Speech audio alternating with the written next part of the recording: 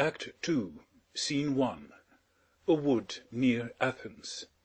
Enter a fairy at one door, and Puck at another. How now, spirit, whither wander you?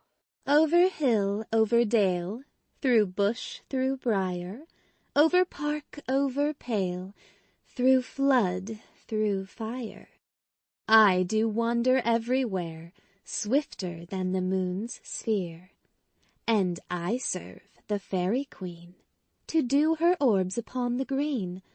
The cowslips tall her pensioners be, in their gold coats, spots you see, those be rubies, fairy favours. In those freckles live their savours. I must go seek some dewdrops here, and hang a pearl in every cowslip's ear. Farewell, thou lob of spirits, I'll be gone. Our queen and all our elves come here anon. The king doth keep his revels here to-night. Take heed the queen come not within his sight, for Oberon is passing fell and wrath, because that she as her attendant hath a lovely boy stolen from an Indian king. She never had so sweet a changeling. And jealous Oberon would have the child, knight of his train, to trace the forests wild. But she perforce withholds the loved boy, crowns him with flowers, and makes him all her joy. And now they never meet in grove or green, by fountain clear or spangled starlight sheen. But they do swear that all their elves for fear creep into acorn cups and hide them there. Either I mistake your shape and making quite, or else you are that shrewd and knavish sprite called Robin Goodfellow. Are not you he that frights the maidens of the villagery, skim milk, and sometimes labour in the quern, and bootless make the breathless housewife churn, and sometime make the drink to bear no barm, mislead night-wanderers, laughing at their harm? Those that hobgoblin call you, and sweet Puck, you do their work, and they shall have good luck. Are not you he? Thou speakest aright. I am that merry wanderer of the night. I jest to Oberon and make him smile, when I a fat and bean-fed horse beguile, neighing in likeness of a filly foal, and sometime lurk I in a gossip's bowl, in very likeness of a roasted crab, and when she drinks, against her lips I bob, and on her withered dewlap pour the ale, the wisest aunt telling the saddest tale. Sometime for 3-foot stool mistaketh me, then slip I from her bum, down topples she, and Taylor cries and falls into a cough, and then the whole choir hold their hips and laugh, and waxen in their mirth, and neeze and swear. A merrier hour was never wasted there. But room, fairy, here comes Oberon. And here my mistress, would that he were gone. Enter Oberon at one door with his train, and Titania at another with hers. Ill met by moonlight, proud Titania. What, jealous Oberon? Fairies, skip hence. I have forsworn his bed and company. Tarry, rash wanton, am I not thy lord? Then I must be thy lady. But I know when thou hast stolen away from fairyland, and in the shape of Corin sat all day, playing on pipes of corn, and versing love to amorous Phillida.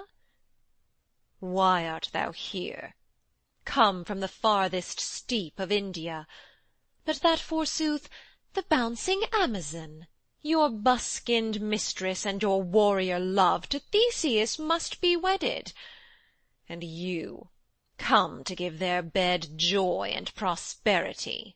How canst thou thus for shame, Titania, glance at my credit with Hippolyta, knowing I know thy love to Theseus? Didst not thou lead him through the glimmering night from Perigenia, whom he ravished, and make him with fair Aigle break his faith with Ariadne and Antiopa? These are the forgeries of jealousy. And never, since the midsummer's spring, met we on hill, in dale, forest, or mead, by paved fountain, or by rushy brook, or on the beached margent of the sea, to dance our ringlets to the whistling wind, but with thy brawls thou hast disturbed our sport.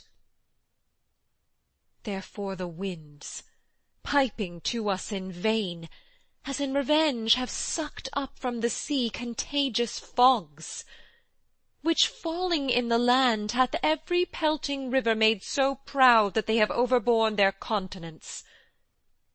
The ox hath therefore stretched his yoke in vain, the ploughman lost his sweat, and the green corn hath rotted ere his youth attained a beard. The fold stands empty in the drowned field, and crows are fatted with the murrian flock. The 9 men's morris is filled up with mud, and the quaint mazes in the wanton green for lack of tread are undistinguishable. The human mortals want their winter here. No night is now with hymn or carol blest. Therefore the moon, the governess of floods, pale in her anger, washes all the air, that rheumatic diseases do abound. And thorough this distemperature we see the seasons alter. Hoary-headed frosts fall in the fresh lap of the crimson rose, and on old Hyam's thin and icy crown an odorous chaplet of sweet summer buds is as in mockery set. The spring, the summer, the childing autumn, angry winter change their wonted liveries, and the mazed world by their increase now knows not which is which. And this same progeny of evils comes from our debate, from our dissension. We are their parents and original. Do you amend it then? It lies in you. Why should Titania cross Sir Oberon? I do but beg a little changeling boy to be my henchman. Oh, set your heart at rest. The fairy land buys not the child of me. His mother was a votress of my order, and in the spiced Indian air by night full often hath she gossiped by my side, and sat with me on Neptune's yellow sands, marking the embarked traders on the flood, when we have laughed to see the sails conceive, and grow big-bellied with the wanton wind, which she with pretty and with swimming gait following, her womb then rich with my young squire, would imitate, and sail upon the land to fetch me trifles, and return again as from a voyage rich with merchandise. But she, being mortal, of that boy did die, and for her sake do I rear up her boy, and for her sake I will not part with him. How long within this wood intend you stay? Perchance till after Theseus's wedding day. If you will patiently dance in our round, and see our moonlight revels, go with us. If not, shun me, and I will spare your haunts. Give me that boy, and I will go with thee. Not for thy fairy kingdom. Fairies away! We shall chide downright if I longer stay. Exit Titania with her train. Well, go thy way.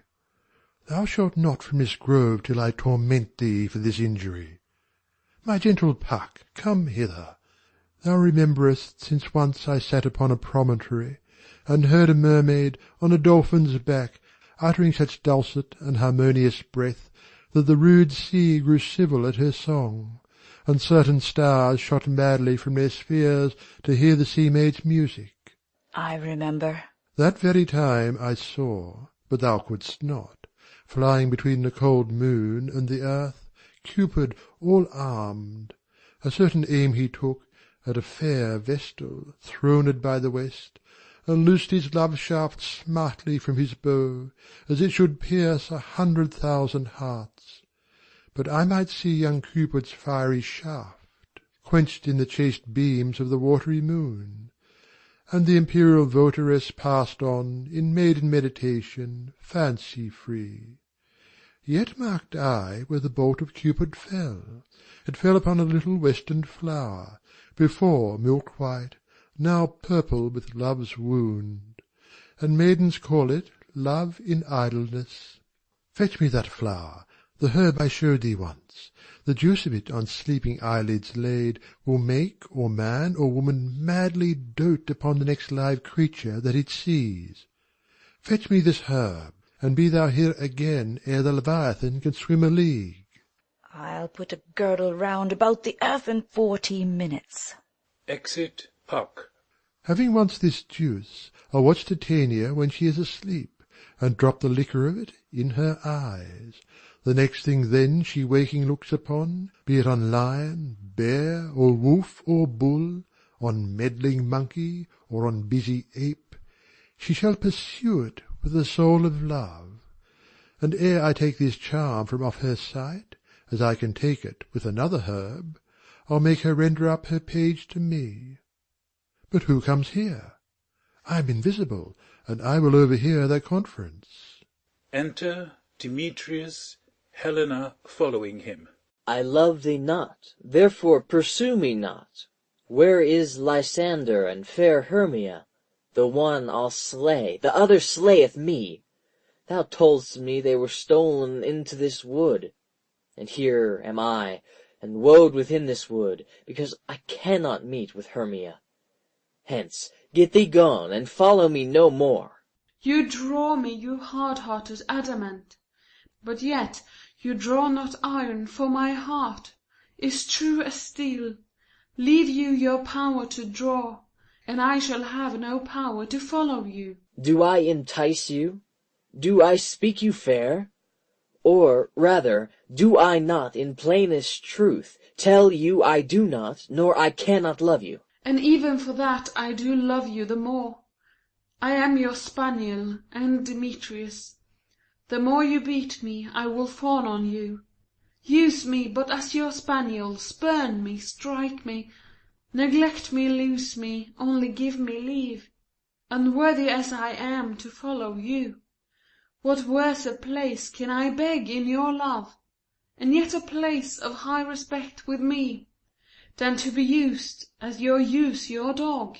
Tempt not too much the hatred of my spirit, for I am sick when I do look on thee. And I am sick when I look not on you. You do impeach your modesty too much, to leave the city, and commit yourself into the hands of one that loves you not, to trust the opportunity of night, and the ill counsel of a desert place, with the rich worth of your virginity. Your virtue is my privilege for that. It is not night when I do see your face, therefore I think I am not in the night. Nor doth this wood lack worlds of company, for you in my respect are all the world.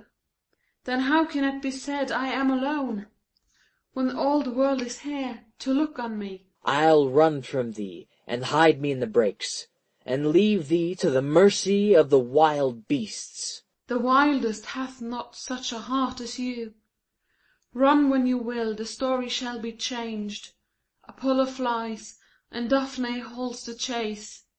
The dove pursues the griffin, the mild hind makes speed to catch the tiger, bootless speed, when cowardice pursues, and valor flies. I will not stay thy questions, let me go, or, if thou follow me, do not believe but I shall do thee mischief in the wood. Ay, in the temple, in the town, the field, you do me mischief. Fie, Demetrius! Your wrongs do set a scandal on my sex. We cannot fight for love as men may do. We should be wooed, and were not made to woo. I'll follow thee, and make a heaven of hell. to die upon the hand I love so well. Exeunt Demetrius and Helena. Fare thee well, nymph. Ere he do leave this grove, thou shalt fly him, and he shall seek thy love. Re-enter Puck. Hast thou the flower there? Welcome, wanderer. Ay, there it is. I pray thee, give it me. I know a bank whereon the wild thyme blows, where oxlips and the nodding violet grows, quite over-canopied with luscious woodbine, with sweet musk roses, and with eglantine. There sleeps Titania some time of the night, lulled in these flowers with dances and delight, and there the snake throws her enamelled skin weed wide enough to wrap a fairy in. And with the juice of this I'll streak her eyes, and make her full of hateful fantasies. Take thou some of it, and seek through this grove. A sweet Athenian lady is in love with a disdainful youth.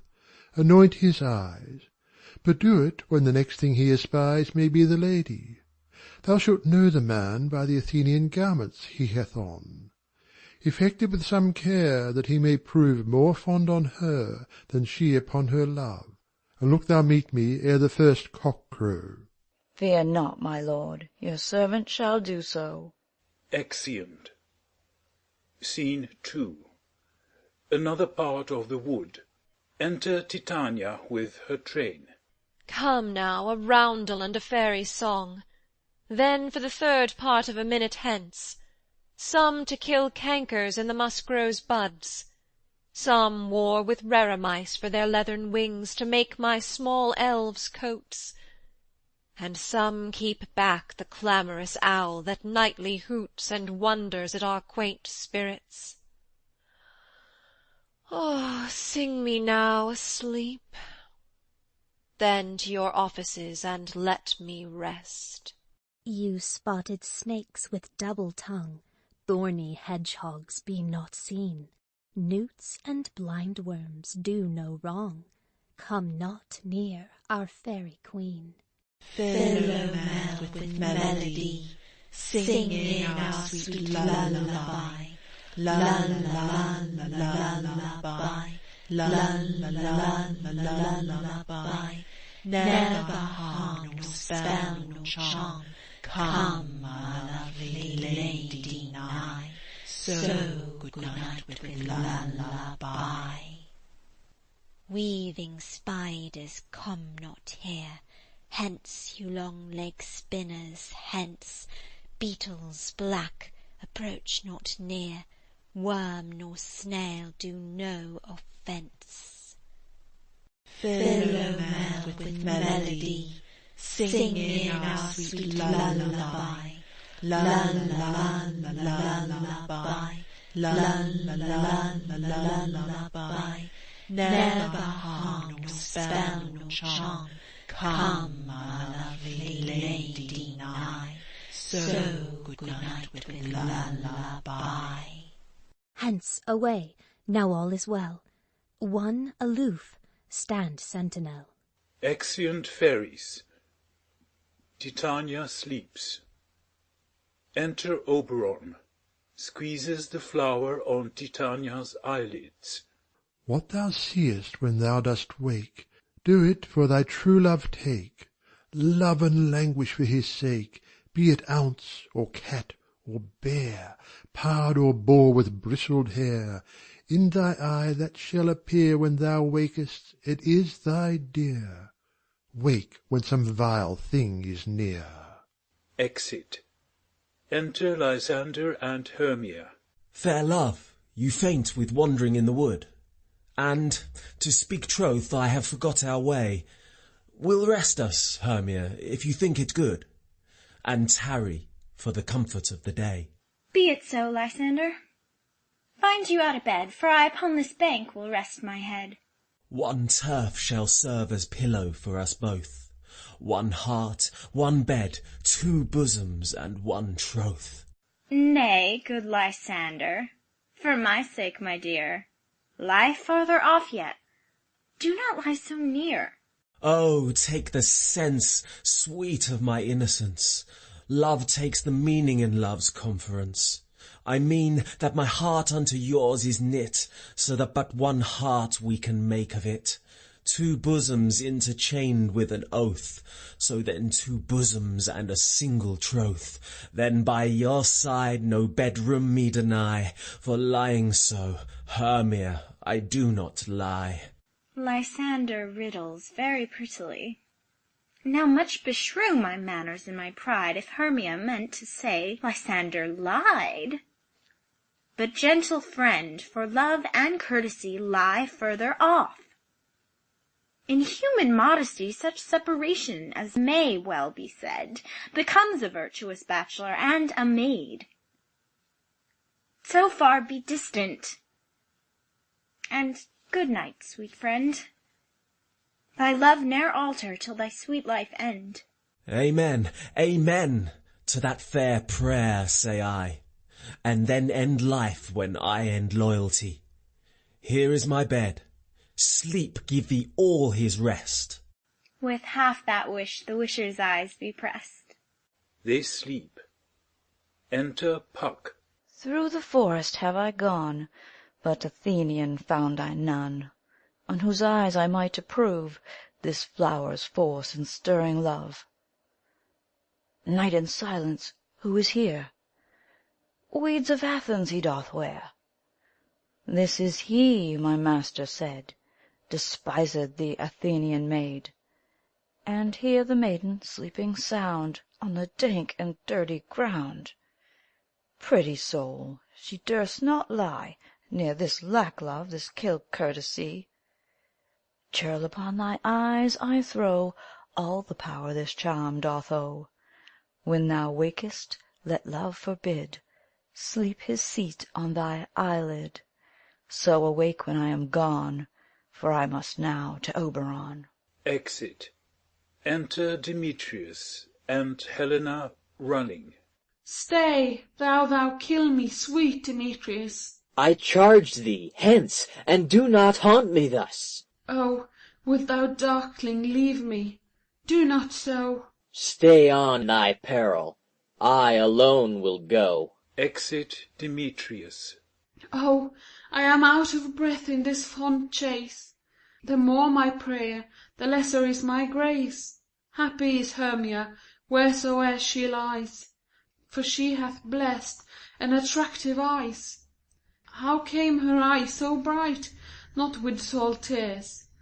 If so, my eyes are oftener washed than hers. No, I am as ugly as a bear, for beasts that meet me run away for fear. Therefore no marvel though Demetrius do as a monster fly my presence thus. What wicked and dissembling glass of mine made me compare with Hermia's sphered eyne? But who is here? Lysander on the ground! Dead or asleep? I see no blood, no wound. Lysander, if you live, good sir, awake! Lysander, waking. And run through fire I will for thy sweet sake. Transparent Helena, nature shows art, that through thy bosom makes me see thy heart. Where is Demetrius? Oh, how fit a word is that vile name to perish on my sword. Do not say so, Lysander, say not so. What though he love your Hermia? Lord, what though? Yet Hermia still loves you, then be content. Content with Hermia? No, I do repent the tedious minutes I with her have spent. Not Hermia, but Helena I love, who will not change a raven for a dove. The will of man is by his reason swayed, and reason says you are the worthier maid. Things growing are not ripe until their season, so I, being young, till now ripe not to reason, and touching now the point of human skill, reason becomes the marshal to my will, and leads me to your eyes, where I o'erlook love's stories, written in love's richest book. Wherefore was I to this keen mockery born, when at your hands did I deserve this scorn? Is not enough is not enough, young man, that I did never, no, nor never can, deserve a sweet look from Demetrius' eye. But you must flout my insufficiency? Good troth, you do me wrong, good sooth you do, in such disdainful manner me to woo. But fare you well, performance I must confess. I thought you lord of more true gentleness. Oh, that a lady of one man refused, should of another therefore be abused. Exit. She sees not Hermia. Hermia, sleep thou there, and never mayst thou come Lysander near. For as a surfeit of the sweetest things the deepest loathing to the stomach brings, or as the heresies that men do leave are hated most of those that did deceive, so thou, my surfeit and my heresy, of all be hated, but the most of me, and all my powers address your love and might to honour Helen and to be her knight. Exit. Hermia starting. Help me, Lysander, help me! Do thy best to pluck this crawling serpent from my breast.